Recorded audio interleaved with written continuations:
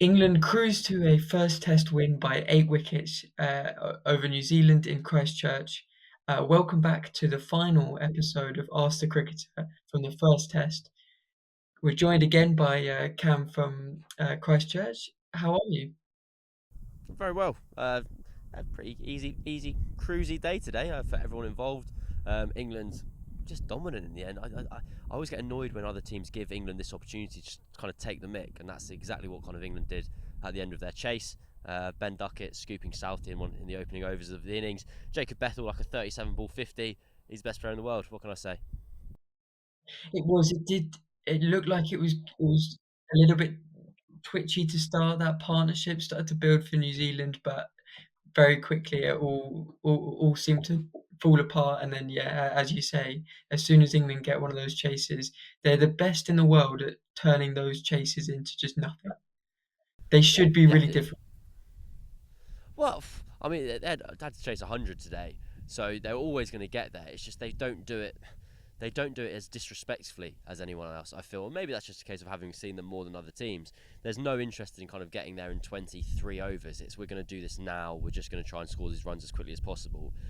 We'll get onto Bethell in detail in due course, but there was like the innings was like 8.2 overs old, and Jacob Bethell on Test debut was batting against the new ball, and there was no fielders like in the ring. Like everyone was on the boundary. There was like one fielder kind of lurking, and it was just the most absurd kind of start to life. And just saying, look, how have we got here that Jacob Bethell, who doesn't have a first class 100, is facing Tim Southey, who's played over 100 tests with the new ball, and Southey's trying to bump him. And you're like, what is happening here? But no, it was good fun, and yeah, 1-0 England, which I didn't know who was going to win this series, and I still don't, because I think New Zealand are a good team. They just drop loads of catches, but I wasn't expecting England to walk away with this kind of with an 8 wicket win. We do have the benefit of the game being done to answer Mark's question, which is how many wickets will England lose I know in that one. I know the answer. chasing the low total. But as you say, let's go into a bit more depth about just how good Bethel was. He was inspired by his Birmingham Phoenix teammate taking down their other Birmingham Phoenix teammate, Tim Southey. Um, Oh wow! um, Duckett was just ridiculous, really. He just I mean Ben Duckett. He did it to Joss Hazlewood in the White Ball series where he scoops really early. And we work in the Preston here, and Michael Atherton's here working for the Times. And like when he did it today against Southey, he kind of just like exclaimed, just almost just like rolling his eyes, like what? Like this is just so far from the Test match cricket that I played not that long ago, like 25 years ago. And Duckett just had no interest in kind of waiting. Basically, he was like, okay, how can I score these runs as quickly as possible?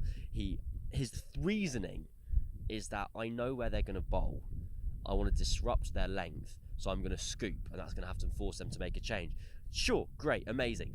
Not necessary. Like, there's 100 to win, but it set the tone for the chase and just kind of meant that England were going to get there at a rate of knots, basically. I remember I was sitting down, I was like, right, okay, 100.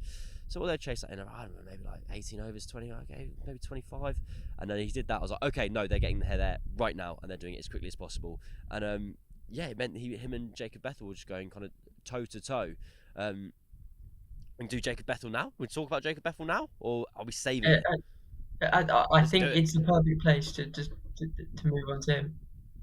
It's it's so hard to both be kind of not just respectful, but responsible is the word I'm looking for, and not kind of overhype this child basically. But just every time I've seen him, he's looked amazing.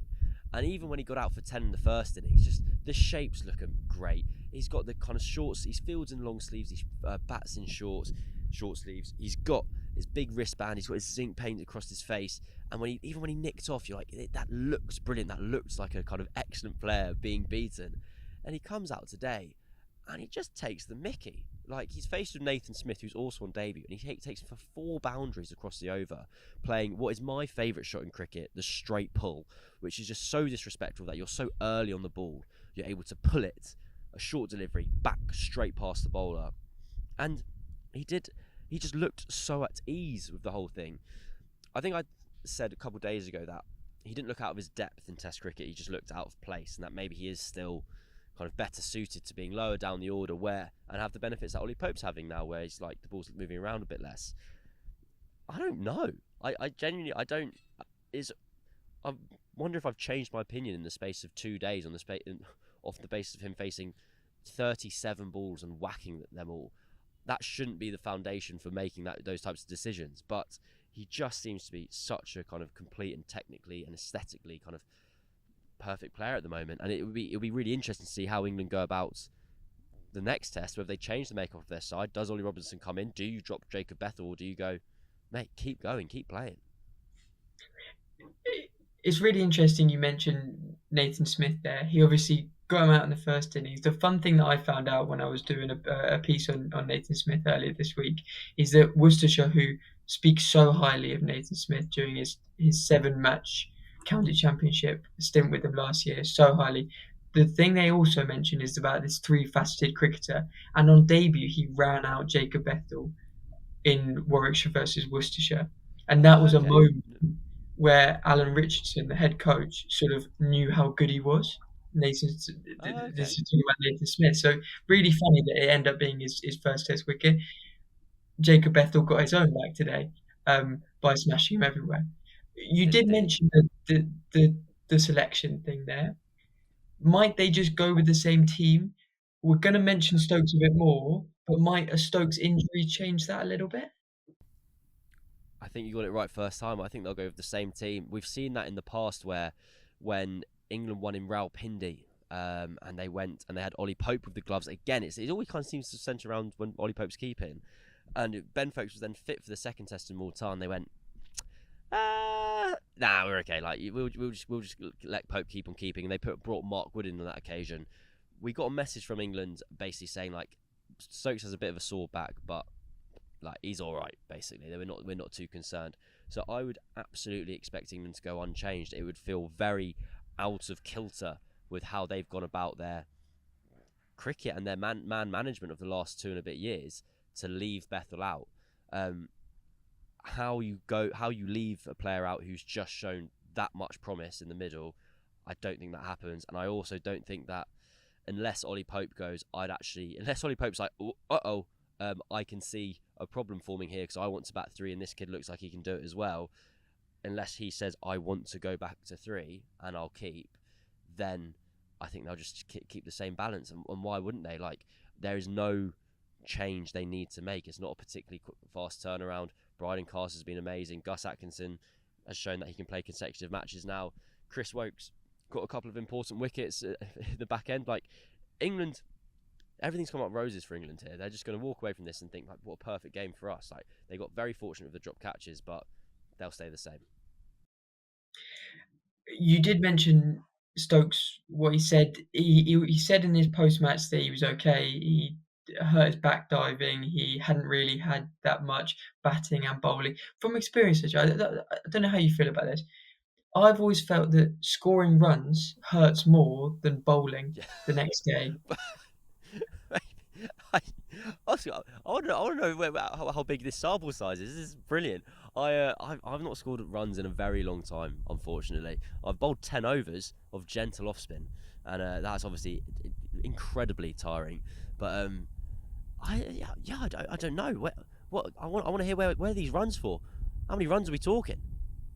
Well, again, I haven't scored runs for a long time, but I have bowled 10 unsuccessful overs more recently than I've scored runs. Absolutely. But Yeah. from experience, and this is just my 2/3s club cricket experience, The but best standard there is. it definitely hurts more to bat for a while. And I wonder if that's just happened to Stokes. It's the same at the top levels, is club cricket. You've scored some Yeah. runs, and it's hurt more than it would bowling 20 overs. So basically, what we're saying is Stokes been out of nick. It was his highest score in the last 18 months, so he just hasn't had a hit for a while. He hasn't spent enough time in the middle, and now he scored runs for the first time. He's like, oh, I'm sore. Yeah, so basically, what we're saying is Ben Stokes should man up. I think that's the headline of this. Basically, that is a disgrace. He's a joke. Absolutely. And his job was made easier as captain in this test by Brydon Carse, who he has played a lot with at Durham. I know you are writing about Brydon Carse today. how good was he in this match, and how good has he been since he came into this England side? Ah, it's so it's weird. I was about to say something that I just didn't believe or agree with. The weird thing with Brydon Carse is I'm almost feel unromantic about it, because it's like robot mechanics. Yes, this works. We've got a big strapping South African, and we're going to play him in Test cricket, and he's going to do well, and he's done brilliantly well, and he's exactly the type of cricketer England wants for all conditions, and that's the point. He is a pitch independent bowler. He has played 3 tests in his career. He's played 2 in Pakistan and 1 in New Zealand, and he's just fitted in perfectly. He can bowl in any conditions because of his natural length, which is the shortest of anyone in kind of CricViz's database in terms of right arm seamers. And he's achieved something that neither Stuart Broad nor James Anderson had managed across their entire careers. They'd never taken a 10 wicket haul in an away test match. Carse has done it immediately. Add in the fact that he can bat, and it means that if you're either lengthening that tail to the nth degree, or you can afford to shuffle people up. It gives England such flexibility that they basically have this kind of jack of all trades Swiss Army knife bowler who they can use wherever they want, and they know he'll be good for 30, if not more runs in the lower order. It's Steve Harmison's called him the best number 10 England have ever had. It's really not that unfair kind of prediction or appraisal. Across the last 2 years for Durham, across 10 first-class matches, he has 2 centuries. He has another kind of 3 half-centuries. He averages pretty much close to 60. He has been a batting, like a genuine all-rounder for Durham for the last 2 years, and now he's walking out for England at number 10, biffing a few biffing a few bombs, biffing a few sixes into the stands, and then taking wickets. It kind of all feels a bit too good to be true at the moment, and is a very kind of warming end to where I do feel kind of slightly romantic about the story, is how turbulent Carse's life has been this year. He obviously had that gambling ban where there was absolutely no suggestion that he was involved in any kind of corruption or spot fixing or whatever. He'd been injured, he'd been sat like on the sofa at home between 2017 and 2019 with nothing to do, and he just was putting like penny bets on kind of cricket matches he wasn't involved in because he was bored, and like, it's dumb, it's stupid. Cricketers know they're not meant to do that, but to then basically almost throw away your chance of playing Test cricket for England, because he's been, although this is his breakthrough now, England have kind of had a crush on this guy for years. He made his debut in 2021 in the COVID stuff. He was in the a travelling reserve for the 21-22 COVID Ashes. He's been on every England Lions tour ever. And then at the beginning of this year, this was kind of the time with moving on Anderson that it was going to potentially move to Carse. He gets banned. He then allows Gus Atkinson to effectively take his spots, and then sees Atkinson do incredibly well. But because of how highly rated, because of how high Stokes and McCullum rate him, that he was still able to kind of make that leap and come into the setup. I remember him speaking it was at Headingley in the ODI series against Australia, Yes. and he played really well in that. And I remember him speaking in the press conference there about how much England had supported him through that time as well, how constant their communication had been. It just speaks to how highly they do rate him. And he's finally got a shot, because I remember when he first came in the white ball side, he was the Liam Plunkett replacement, wasn't he? He was going to come in, going to hit hard lengths, and for years it was okay. So Brydon Carse can be Liam Plunkett, and but actually, what's happened is he's come into Test cricket, and it's really suited him, and that's great. Alfie asks, because England beat New Zealand, who beat India, who beat Australia, does that mean that England will win the 25 to 27 World Test Championship? Absolutely. There's no doubt or confusion or any room for kind of nuance there. That's how the game works. That's how the rules of life and society and sport works. So, yeah, England, hot favourites of the 2027 World Test Championship. Unfortunately, they don't really care about the competition, and Ben Stokes has never looked at the table in his life, so you will need to let him know if he's playing, because he won't be there otherwise. Yeah, I mean, Test cricket's been so much fun over the last year. Everyone is beating everyone, and it just makes for really exciting cricket. I think, despite the scale of England's victory here, I would not necessarily mean that. I don't think it is a what's the word I'm looking for? Predicts kind of an England whitewash here where they're going to walk over New Zealand 2 more times. New Zealand are a good team. They just had an aberration in the field, and so we're going to go to Wellington next week, and we're in for another thrilling Test match where we don't know who's going to win. I personally hope New Zealand win it because I want a decider. I always want a decider. But the problem is though, if New Zealand then win next week, does that mean that England don't win the World Test Championship? I think that's how it works. Absolutely. Well, we look forward to the second test now after England took a 1-0 lead in Christchurch. Thank you very much for joining us, Cam. Cam will be back for the second test and third test. So we'll see Absolutely. you there. Thank you for sending in your questions. Yeah, thank you.